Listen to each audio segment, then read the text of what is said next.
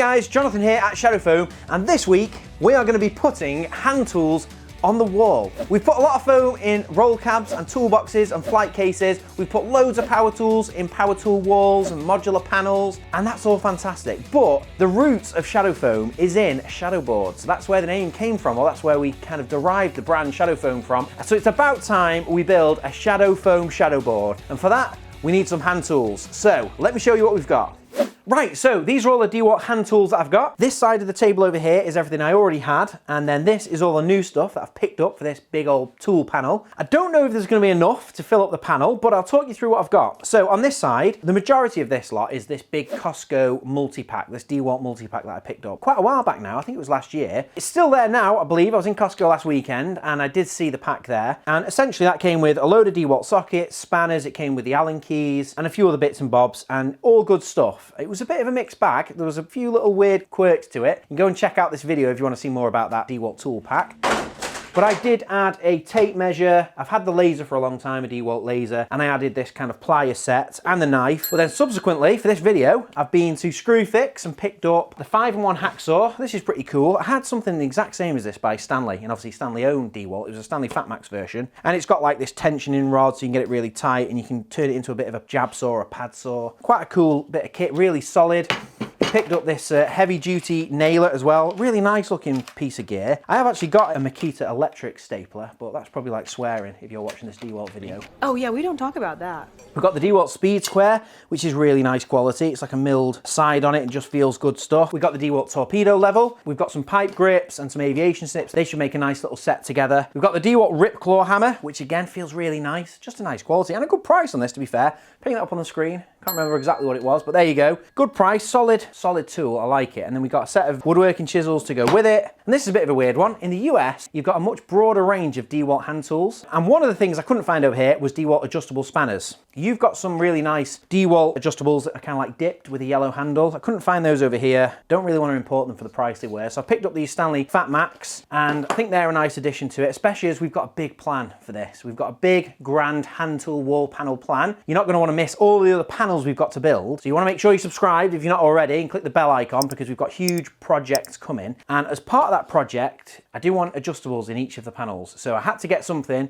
They do match up quite nicely. And obviously, as we've already said, Stanley Black & Decker do own DeWalt. So probably quite similar to the DeWalt ones. But we'll know that when we go to the States. And let me know in the comments if there's any DeWalt hand tools that you've got that aren't on this table that I'm missing, because I'd love to know. Always love talking tools, and I do read all the comments. But I think we've got a good range, and all of the stuff I've seen from DeWalt is great quality. Everything's got a nice solid feel to it, and I am really happy to have all this here and get it all in a tool panel. So going to be a great build. Now we're going to have to get the skill saw out, cut down the rails and make it about 50mm deep so we can have a 50mm panel in there. So it's going to be a really cool build. Let's get that built and then I'll talk you through how we did it.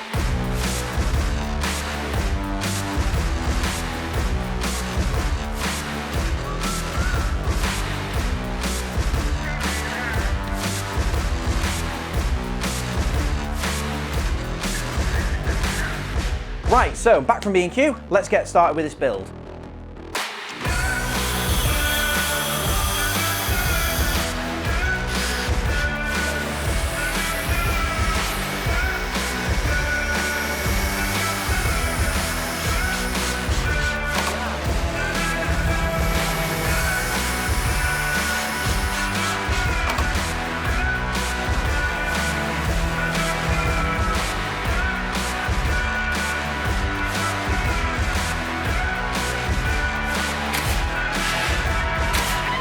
So there we go, that is the panel all done. Really simple process this is. We did the IKEA French cleat panel wall, and if you've not seen that, go and check it out. We had a lot of people commenting, you've got all the tools, why are you buying the frames from IKEA? Why don't you make them yourselves? Well, I'm not a joiner, I'm an electrician, but I do enjoy building stuff. So this is quite a basic build. I think anyone could do it. Let me talk you through the process. We've got a 12mm MDF sheet on the back, which basically ties it all together and makes it as solid as you're gonna get. So it doesn't really need anything too complex. I picked up a 45cm plank of like pine board from B&Q. It's sold for like shelving. And then I used a skill saw behind me with a guide on it to cut 50mm strips. And then I've cut those into basically two 120cm pieces and then two approximately about 55cm pieces. pieces and basically built a frame. Nice and simple, just butted up the joints and put 2 screws through here and here, here and here. Then with the frame built, I've attached it to the MDF board. The MDF board came from B&Q, 120 by 60, and I checked it for square. It was ideal. I didn't have to mess about or anything. It made it really simple. Once I've screwed the frame to it, I've then put the sheet of shadow foam in there, which is 50mm also, so it came up flush to the top of the rail. And then I've used this is 20mm trim,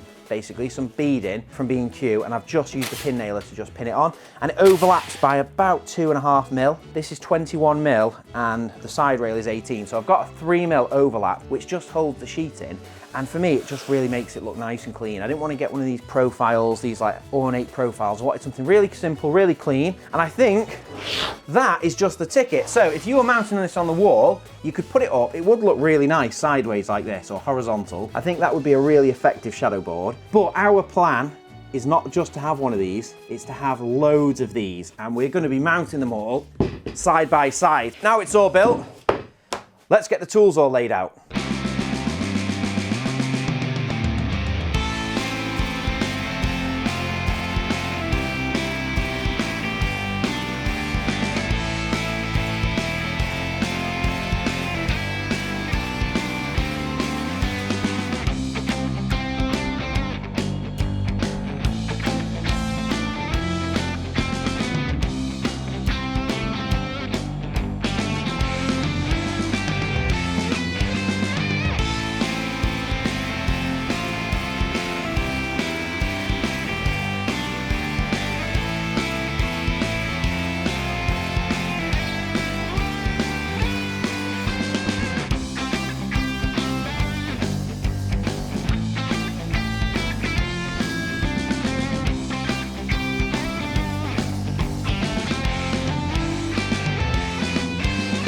So that layout took longer than anticipated. Usually a layout can be done in, 10-20 minutes really. With being such a big sheet of foam and with such a kind of an array of tools, usually if this was a big spanner drawer it'd be easy. If it was a big screwdriver drawer with hundreds of screwdrivers it'd be easy. Because it's such a kind of a wide array of tools, I wanted to group things and I wanted to create almost segmentation. So having things in different orientations helps with your mind's eye splitting things up. When the spanners are all in a row, they're 90 degrees rotated to the screwdriver set, and they're in a row in size order. I also wanted the hammer as a bit of a centerpiece. I feel like that looks quite good, and it's one of the best DeWalt tools that I found. I really like it, and I felt like I didn't want to lose it in a row because there's no other items like it, so I kind of wanted that centrally. This is like the feng shui of tool organizing. I wanted it to feel balanced, so we have to have even gaps around the items, nothing too close, but also maintaining those categories. So tape measures together with the speed square, with the laser, it's kind of like the measurement section. We've got the stapler, it's on its own. There's no other items that really go with that. Then we've got the hammer with the chisels. We've got all of the cutting and snips together and the knives, and then the cutting down here, and then the pipe grips just fit lovely in that gap. So we've got a really good balance. I'm happy with what I've ended up with, but you might notice there's a bit of a gap here, and basically I don't like spreading everything out. I mean, there is a temptation to just go, well, that's my space, let's spread it all out. For me, I prefer to leave a gap and then you can grow into the tool set. You can leave that space there, and in the future if you pick up anything else you can add it. So that's how I typically work, but for this I do want it to look amazing. I want it to be polished, I want it to be balanced, so I need some tools in that section. So let's head over to Screwfix, because I've had a look on their catalogue and I think there's 1 or 2 DeWalt tools I don't have which might go there,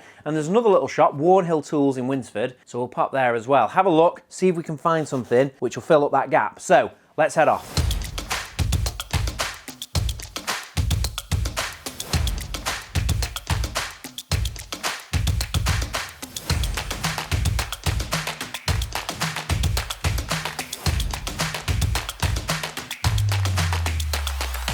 Right, so fresh back from Screwfix and Warnhill. Didn't really find much in Warnhill that I could use in this hand tool build, but I did find a key to stack and roll toolbox. Always happy to build up another toolbox. I think that is something I'm going to have to show you at some point. The entire collection of toolboxes I've picked up over the years is pretty mental. So if you want to see the full collection, or maybe you want to see the key to stack and roll, let me know in the comments. But over to the tools that I found. So all of this lot came from Screwfix. First thing I thought was a lovely little addition is this 30-meter long tape. It's one of these like fabric tapes that's for measuring out fields and stuff. I've also got the nail punch set, which is a nice thing, especially when you've got the hammer in there and you've got the chisels in there. Having the nail punch set feels like it's a no-brainer really to go in this panel. We've also got the mini hacksaw, or jab saw they called it in Screwfix. So that probably will go down here and we can change up the layout. Obviously I'm going to want to put a saw with the other saw. We've also got their multi-tool. Not sure if that'll fit, but they had it on offer at Screwfix. And again, we love tools on this channel. We love looking at tools. So even if that doesn't fit in here, I already have a Makita multi-tool. So I'd love to do a comparison. Again, let me know. I love talking tools and I respond to all the comments. So if there's any of these tools you've got, or maybe you can spot something that's missing, let me know. And last but no means least, we've got the laser distance measurer, which I don't have one of these. And this was a great opportunity to pick one up. And again, it's going to go with all of the measurement gear. So I'm pretty confident now that is the full jam-packed tool insert. So let's get these unpacked. Let's kind of reconfigure the layout with all of the new stuff. And then hopefully I can finally get to cutting some foam.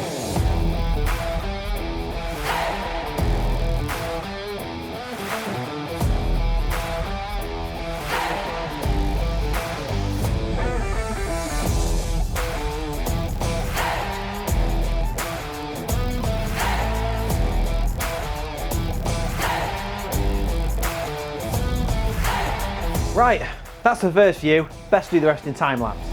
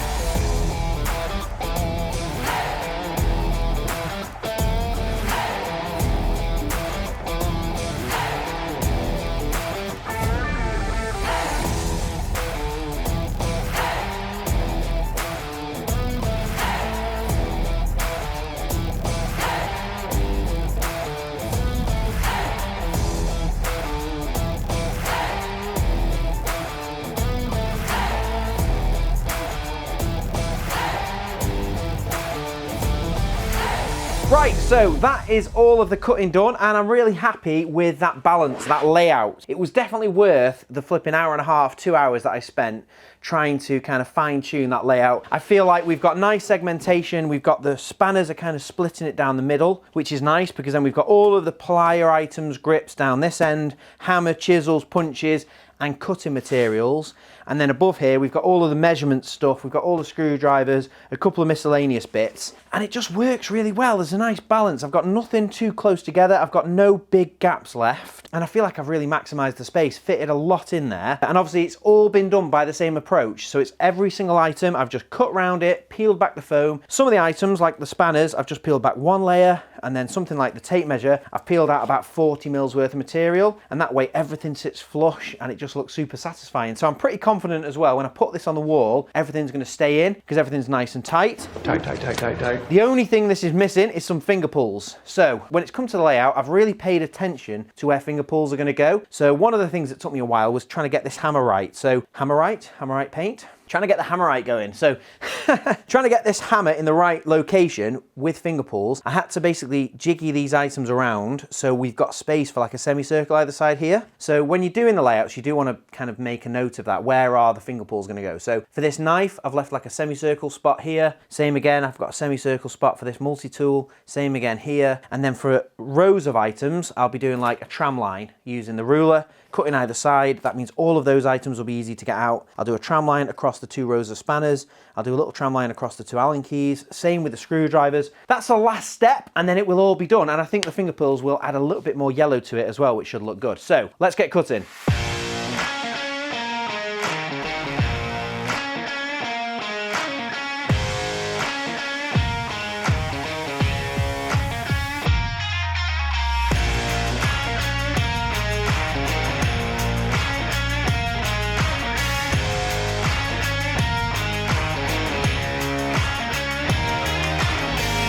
There we have it. I'm absolutely over the moon with this build. I think this is probably one of my favorite builds and layouts. I just think the simplicity of the frame, how solid it is, and then the layout. I mean, this is just the business, I think. I am buzzing with that. I think that's gonna look absolutely mental on the wall. I'm going to park this next to the DeWalt power tool panel, which is the same size as this, which is the next step. I'm going to take this over there and put them together. I think they're going to look absolutely sick. But would a panel of Milwaukee tools look as good as that? I don't know. Or maybe we could do a Bosch one. Bosch have got some really nice Bosch professional tools. Ryobi've got some hand tools. Let me know in the comments what kind of hand tool panels we should make, because after doing this one, I feel like that could be a satisfying setup, having a load of these. Make sure you subscribe, click the bell icon and like the video. It really helps. And let me know which panel you want to see next. And thank you very much for watching, and we'll see you in the next one.